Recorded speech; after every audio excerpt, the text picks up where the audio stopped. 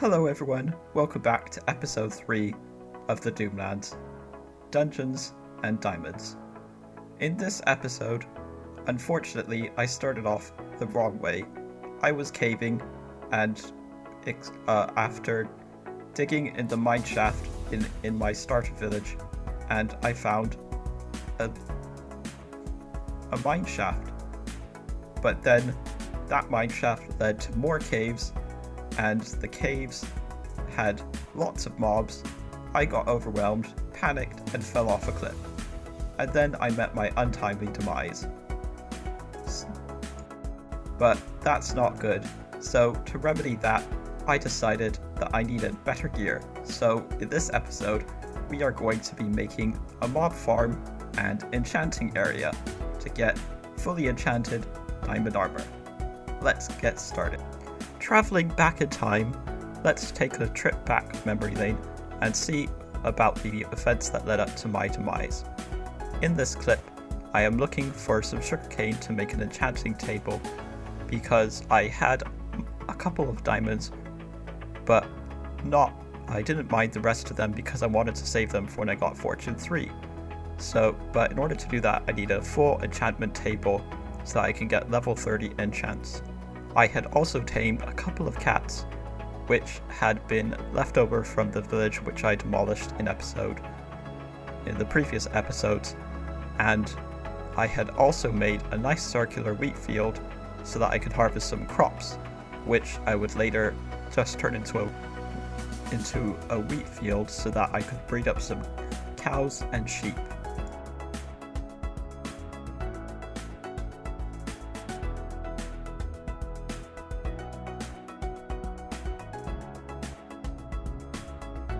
Let me know what you think I should name these cats that I tamed from the village.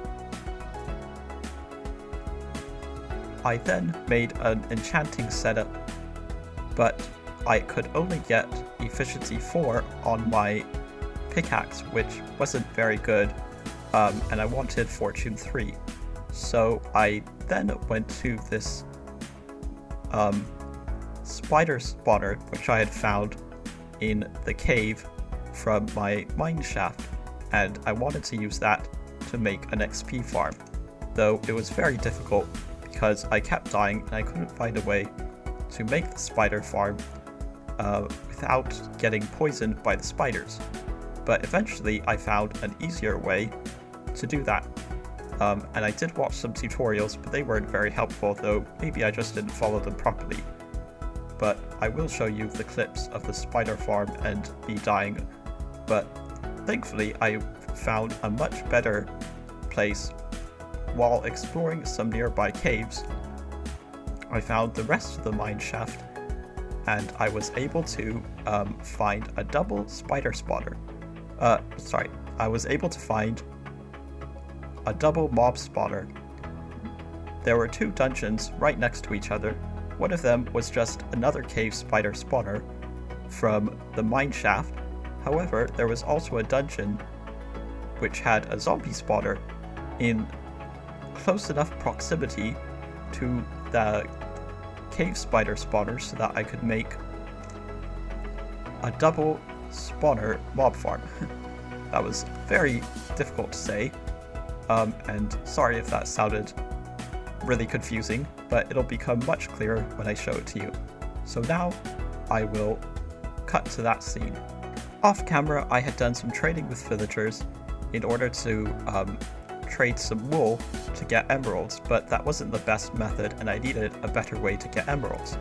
So I went into this cave which I had found when I was mining for diamonds and other ores, and here is the mine shaft, which has the spider spawner, though there wasn't anything else of interest in this part of the mine shaft, but later on I did find a few more ores, which was pretty helpful.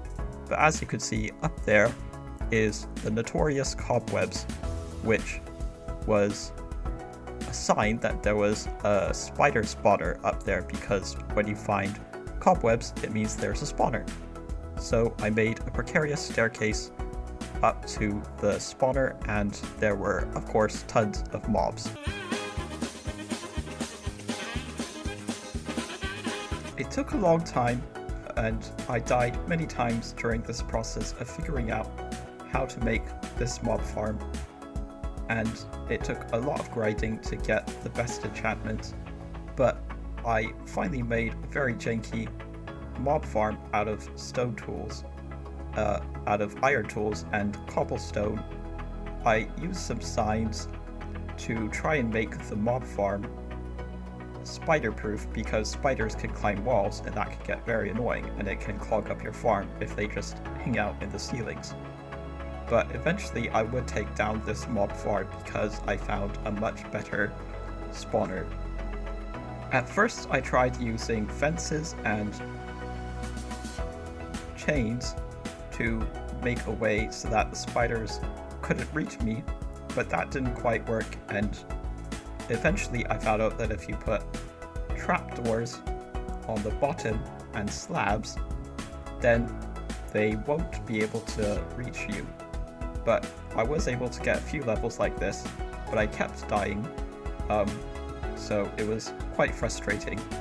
But eventually I would find a good way, a very efficient way to use the mob farm without getting poisoned. I brought a cow down into the cave, and I did use that for a while because drinking a bucket of milk negates the poison effect, but it was still quite slow and tedious, so eventually I got tired of doing that.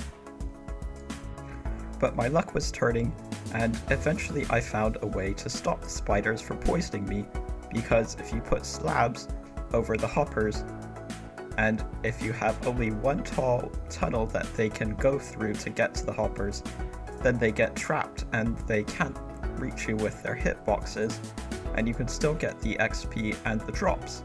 And the trapdoors, for some reason, seem to stop the poison effect because their hitboxes can't reach you. Apparently this might be a new combat change because in 1.20 there were some small tweaks to the combat system in Minecraft. So that was very nice, and I was then eventually able to get fully enchanted diamond tools. As you could see, this spider farm is pretty good, even though it was quite small and slow. I was able to get lots of string to trade for emeralds so that I could get mending eventually, and I AFK'd for so long that a slime spawned nearby, which I would later eventually find a slime farm, a slime chunk, and I would be able to use that to make a slime farm. But I will be saving the slime farm for a future episode because that will take a very long time, and I want to focus on the starter island first. As you can see in this clip, I have just died and lost all the experience points that I was able to get, which was quite annoying, and it happened to me a few times because I kept fiddling with the farm and trying to make it better, but the spiders kept escaping, which was very dangerous, so that's why I wanted to try and find a different spotter. As I was killing some spiders, I heard a familiar sound, and that sound happened to be a slime. I didn't know which chunk it had spawned from, but that meant that we had a slime chunk somewhere in this cave, and that would be incredibly useful because it means that we can make sticky pistons and other redstone farms like a tree farm. So eventually I will definitely be making a slime farm, but for now I will just be harvesting slimes this way, and I don't need too many slimes right now anyways, but this is very good to be able to use for later, so at least this was one victory in an otherwise very challenging beginning to the episode. But after much grinding with levels, I finally reached level 30, and lo and behold, I was able to get a very good pickaxe with Fortune 3 and even efficiency and unbreaking on it. So you could see in the distance our very janky mob farm hanging from the ceiling, and that was a concept I wanted to use initially, eventually I would find some other spawners and make a much better, more efficient mob farm. But now I had had enough of killing spiders and dying to spiders and other mobs, so it was time to get geared up. I needed better armor, and that meant I needed diamonds. So I would eventually go to the mines and mine up all those diamonds that I showed you at the end of the last episode. So let's go.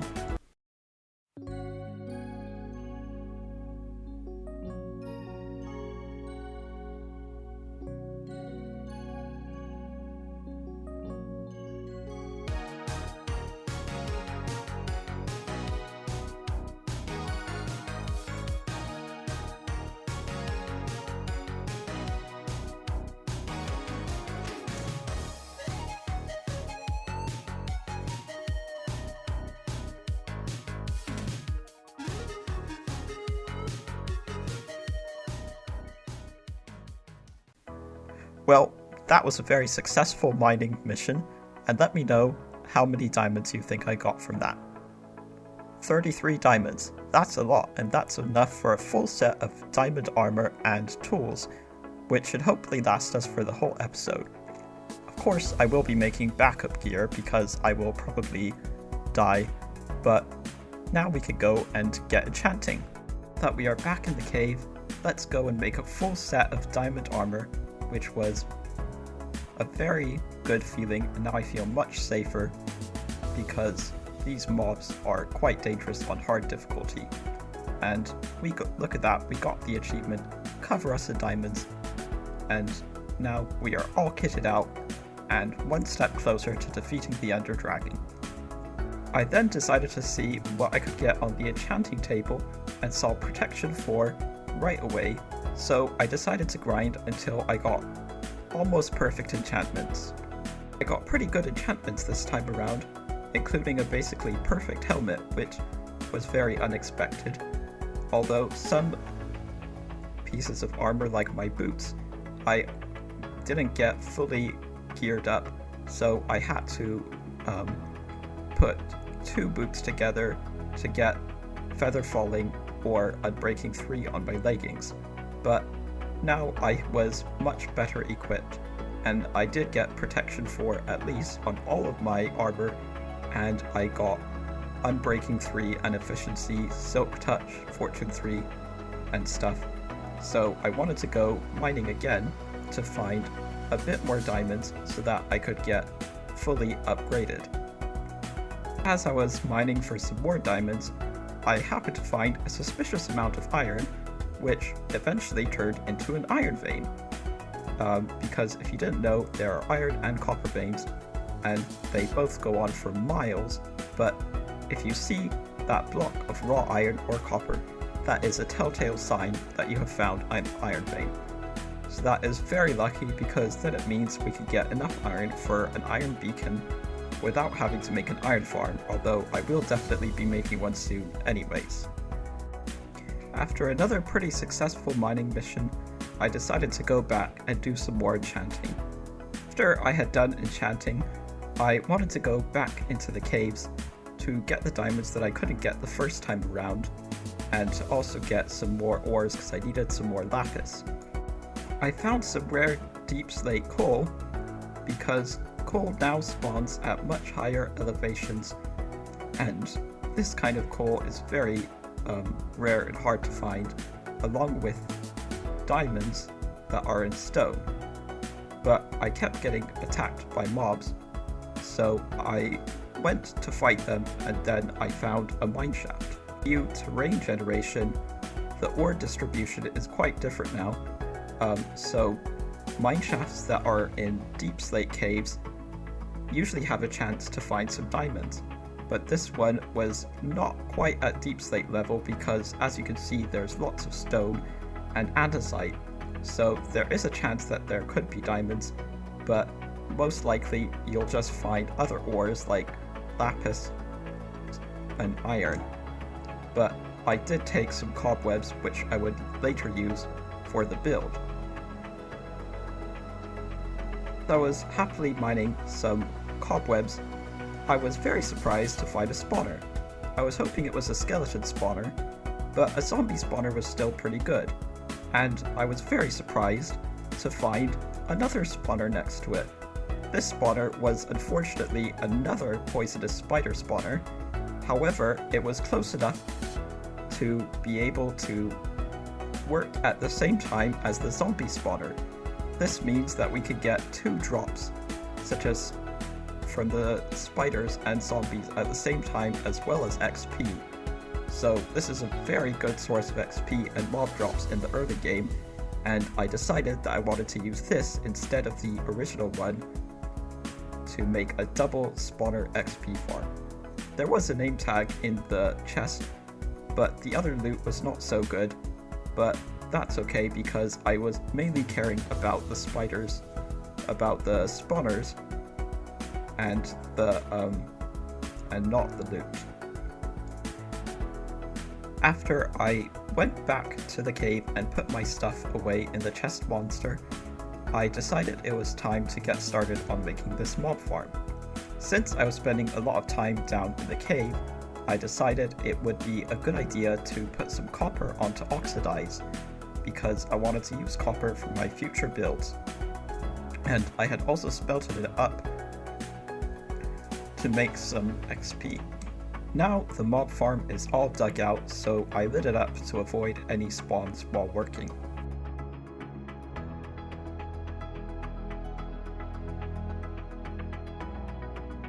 At first I wanted them to both go into one water stream, but that proved problematic because the zombies turned into drowned, and the spiders were being a bit difficult to work with in the same water stream as the zombies.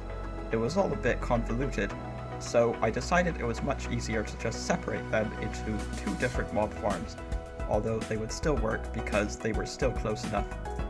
And I also wanted to use campfires at first to kill the spiders, but of course I found out that the spiders could not be killed by campfires, so I would have to kill them manually.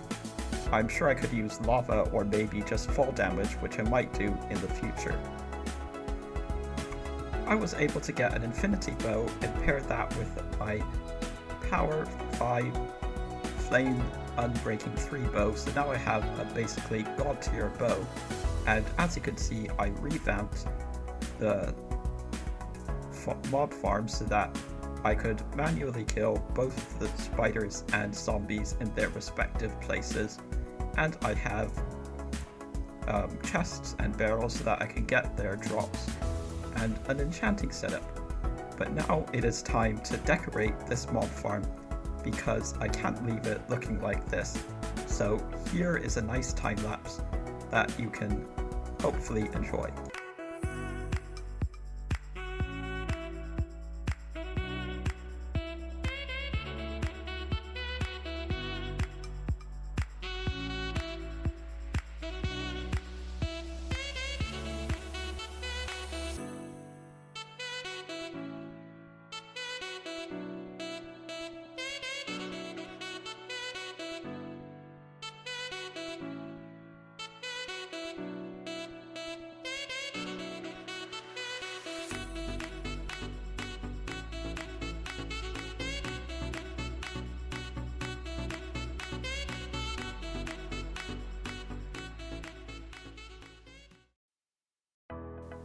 I am interrupting this time-lapse a bit early because, as you can see, we found a zombie in diamond armor.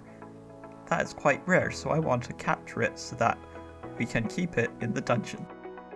We now have the zombie captured and the mob farm is fully decorated and ready to use. I went with a medieval dungeon aesthetic because they are dungeons after all in the spawners, and as you can see, the spider spawner works, and you don't get poisoned if you stand on the trapdoor. Added the cobwebs that we got from the mineshaft earlier and some decorations hanging from the ceiling, just to give it some more interest. And we also managed to capture the zombie in diamond armor. Let me know what he should be called in the comments below. I am very happy with how this mob farm turned out. Now it's time to go put our stuff away and go transform the cave. I think this villager might be about to jump. While we're here, I wanted to check on the iron golem, and yes, it is still on the village bell. Now that my stuff is all put away and cleaned up, I am just doing a bit of terraforming to make this cave look a bit better. So here's another montage of me doing some terraforming. Enjoy.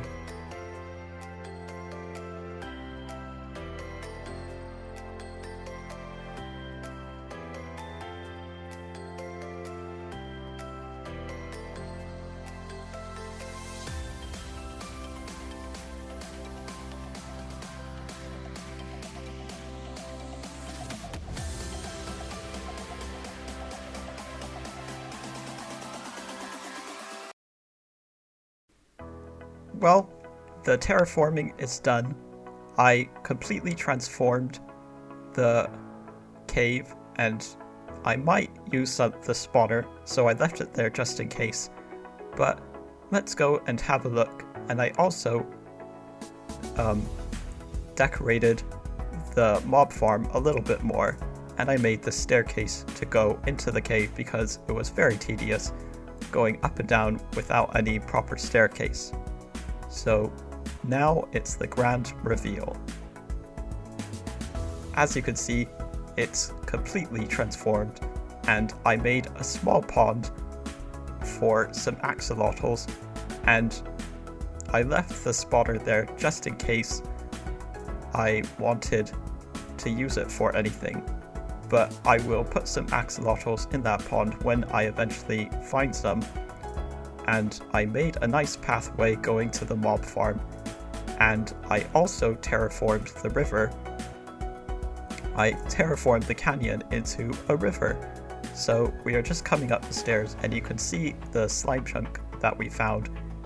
And of course, a zombie wants to ruin my grand reveal, but not today. Well, it took a lot of dirt, but thankfully I had enough, and I turned this ravine into a river. And I might make a waterfall back there, but as you can see, the path goes all the way down, and of course I have to take out another zombie that's trying to spoil my fun. But we have a nice staircase going to the mob farm, which I tried to decorate a little bit. It's kind of basic, but it's not too bad. And I put an iron door to stop zombies from breaking it down. And there you have it. Here is our fully finished mob farm. Although later on I would put some more anvils there because I forgot to put some anvils. And of course a cauldron of lava to destroy any mob drops that I don't want. That is all the time we have for today's episode. Let me know in the comments what I should name the mobs. And I hope you all enjoyed today's episode. Thank you all very much for watching.